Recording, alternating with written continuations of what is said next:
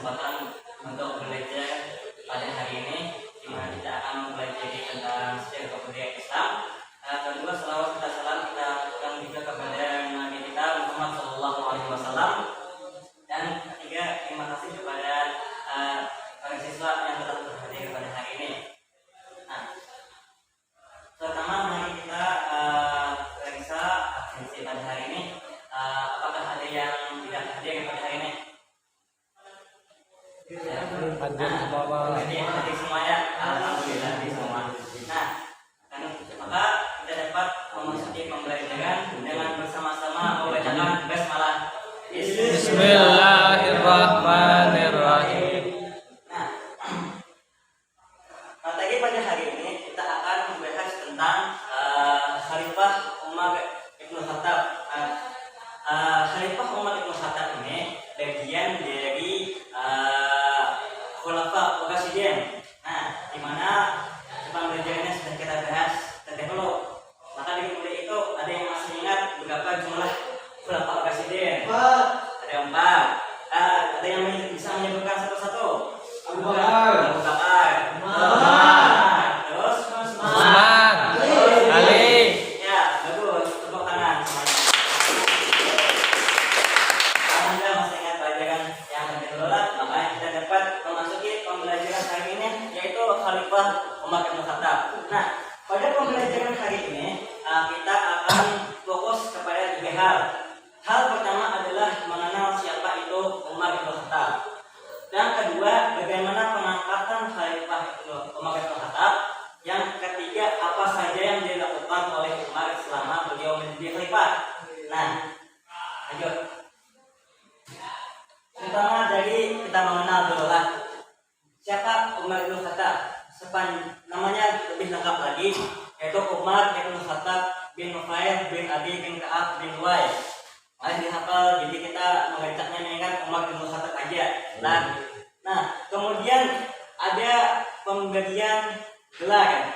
Gelar itu biasanya untuk daerah masyarakat Arab memberikan gelar tertentu kepada seseorang untuk memudahkan manggilnya. Sebagaimana Nabi kita Muhammad SAW diberikan gelar Al-Amin, yang berarti orang yang terpercaya. Maka Khalifah Umar diberi gelar Al-Faruq. Kenapa diberikan Al-Faruq? Karena orang yang bisa memisahkan antara kebenaran dan kebatilan. Nah, kemudian nama ibu beliau adalah Hantamah binti Hashim. Kita sudah mengetahui bahwa dari namanya nih Umar bin Khattab, berarti nama ayahnya Al-Khattab bin Nufail. Nah, untuk ibunya Hantamah binti Hashim. Kemudian lahirnya 13 tahun setelah kelahiran Nabi. Berarti sudah jelas si Khalifah Umar ini lebih muda daripada Nabi.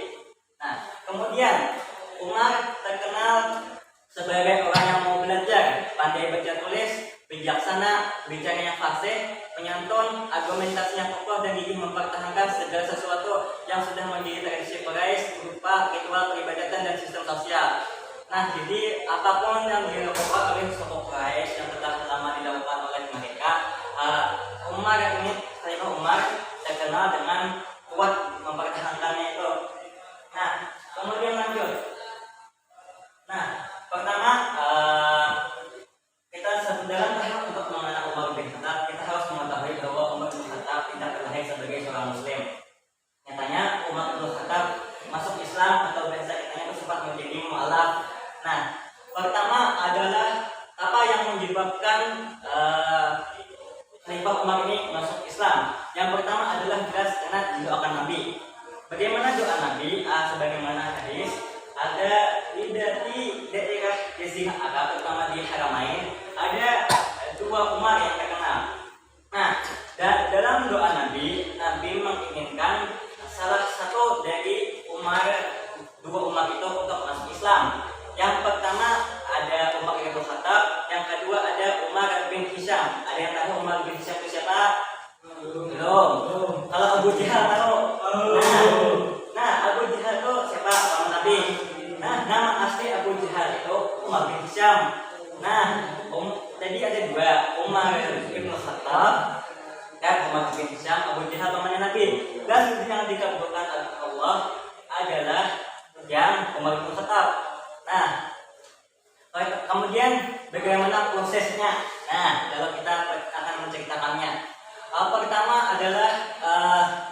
Tapi Alifah Umar ini sudah mengetahui bahwa tentang Islam telah berada di sana. Lalu ingin protes karena sebagaimana yang dijelaskan di awal tadi, beliau ini kuat untuk mempertahankan tradisi Quraisy, sedangkan yang dibawa oleh Nabi Muhammad ini sesuatu yang baru, sesuatu yang berbeda, sesuatu yang menentang ritual-ritual yang telah dilaksanakan oleh umat Quraisy.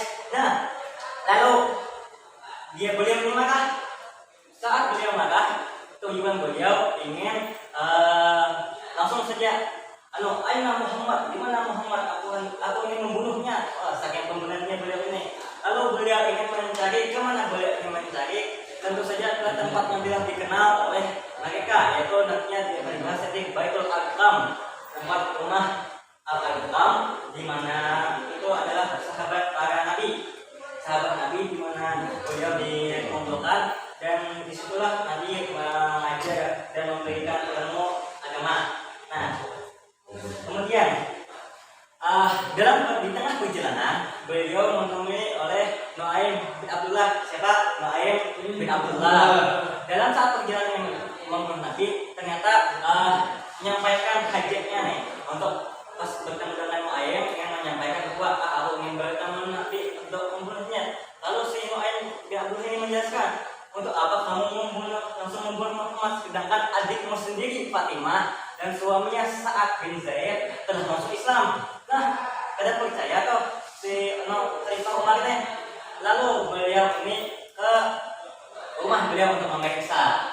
Lalu di rumah adiknya ada 3 orang.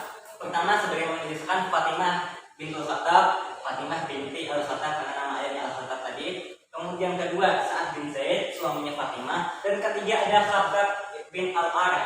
Habab bin Al-Arq ini adalah pembantunya dari keluarga Fatimah tadi. Nah, ketika dari luar rumah sudah terdengar bacaan sebagai berikut. A'udzubillahi minasyaitonir rajim. Bismillahirrahmanirrahim.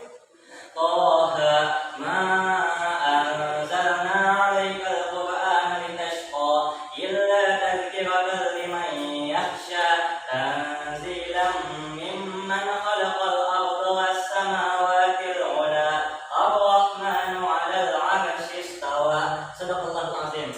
Yang baru saja dibacakan adalah Quran surah Taha ayat 1 sampai 5. Quran surah yang sama yang dibacakan oleh Fatimah, yang didengarkan oleh Umar bin Khattab. Lalu ketika mengetahui kedatangan Umar, si sahabat ini karena takut bersembunyi. Lalu Fatimah berusaha menyembunyikan undangan tersebut. Nah, lalu dalam rangka mempertahankan apa yang dilakukan, lalulah si suaminya dari Fatimah ini, yakni Habab bin Al-Arq, si saat ini menghalangi untuk daripada si Umar untuk bertindak lebih lanjut. Ternyata si saat ini malah dipukul sampai darah beliau bercucuran. Tapi apa yang terjadi? Dari mana Fatimah yang kuat membuat Umar tertegun.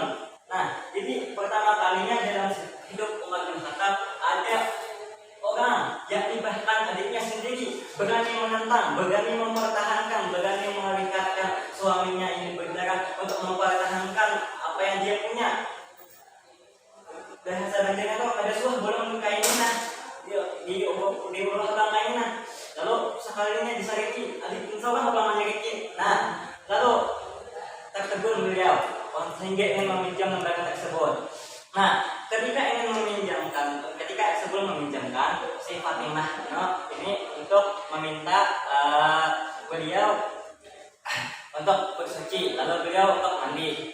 Nah, ketika beliau mandi, setelah mandi dipinjamkan, dibacakan surah tersebut, kagum dengan keindahan surah tersebut.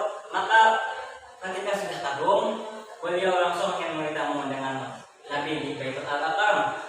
Ketika sampai di sana, dihalangi oleh Sayyidina Hamzah, pamannya Nabi.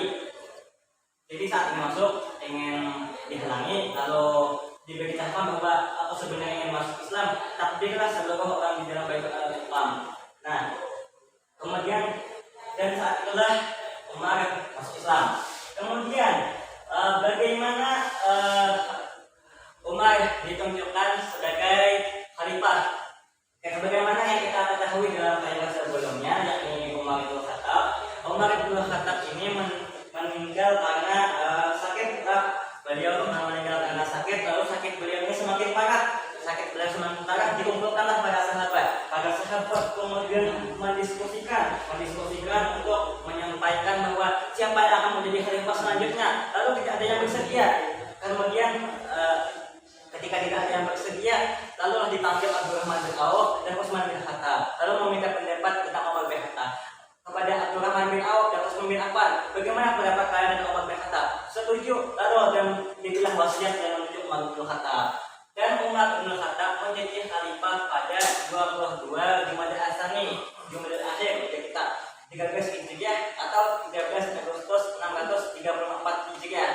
Dan beliau meninggal pada hari Rabu 25 Zulhijjah pada tanggal 23 Hijriah atau 3 November 644. Berarti dari 13 ke 23 ada 10 tahun beliau menjadi khalifah. Nah, kemudian bagaimana beliau meninggal? Pertama, beliau meninggal karena dibunuh oleh Firuz Nahpandi atau dikenal sebagai Abu Lu'lu'ah al-Majusi. Dia ini adalah seorang budak, seorang mantan prajurit Sasanet yang fanatik saat Khalifah Umar memimpin sholat subuh. Hal ini dilakukan oleh dendam pribadi Abu Lu'lu'ah al-Majusi dengan sakit hati atas kekalahan Persia. Nah, saat marah tentang kekalahan Persia, lalu dibunuh oleh Umar saat sholat subuh pulang. Nah, kemudian ada apa-apa saja yang dilakukan oleh Umar selama beliau menjadi khalifah. Pertama adalah wilayah kekuasaan meluas dari sampai ke Syria, Palestina, Mesir dan bahkan sebagian besar wilayah Persia yang menyebabkan Abu Lu'lu'ah al-Majusi tadi. Kemudian administrasi negara dibagi menjadi 8 provinsi, ada Makkah, ada Madinah, ada Syria, ada Jazirah, ada Baskah, ada Kubah, ada Palestina, ada Mesir. Kemudian ada mengadakan kebijakan peraturan perundang-undangan. Nah, saat Khalifah Umar ini sudah ada perundang-undangan, apalagi tentang ketertiban pasar, pengukuran jual beli dan kebersihan di jalan pasar. Kemudian membuat departemen jabatan kepolisian yang menjaga keamanan, tertib penertiban sistem gaji dan pajak tanah, mendirikan pengadilan dan mendirikan baitul mal. Kemudian yang terakhir yang masih kita rasakan saat ini adalah menetapkan tahun Hijriah dengan perhitungan Hijrah Rasulullah ke Yazid sebagai tahun pertama Hijriah. Nah, kemudian untuk kesimpulan, adakah yang bisa menyimpulkan? Ada. Coba yang diisi bukunya buka Bang, halaman 80 benar. Ada di situ kebijakannya. Coba Bang bacakan dulu. Ada kesimpulannya. Ini bagian Khalifah Umar bin Khattab. Ada juga kebijakannya yang bisa dibacakan lagi. Kebijakan dari Khalifah Umar bin Khattab, pertama mengatur administrasi negara, kedua mengeluarkan undang-undang, dan yang ketiga membentuk departemen. Terima kasih, kita berikan tepuk tangan. Bagaimana yang lainnya? Untuk yang lainnya yang kita akan ada tugas. Ya, ada pertanyaan. Ya, silakan catat pertanyaan ini, tulis di kertas lembar, tulis nama, tulis kelas, dan dikumpulkan pertemuan yang akan datang. Nah, silakan. Yang pertama, ada apa gelar Umar bin Khattab dan artinya? Yang kedua, bagaimana Umar masuk Islam? Yang ketiga, bagaimana Umar bin Khattab ditunjuk sebagai khalifah? Dan yang keempat, apa substansi dakwah Umar bin Khattab? Apa yang dilakukan oleh Umar bin Khattab selama khalifah yang masih bisa dirasakan sampai sekarang? Nah, ada 4 pertanyaan, silahkan dijawab. Bawa di rumah acara, silahkan dicatat dulu. Yang silahkan dicatat. Nah, maka daripada itu, mari kita tutup pelajaran hari ini dengan bersama-sama membaca hamdalah. Terima kasih atas perhatian, mohon maaf atas segala kesalahan. Saya tutup dengan ucapan salam. Assalamualaikum warahmatullahi wabarakatuh. Waalaikumsalam warahmatullahi wabarakatuh. Terima kasih. Terima kasih Pak. jelas.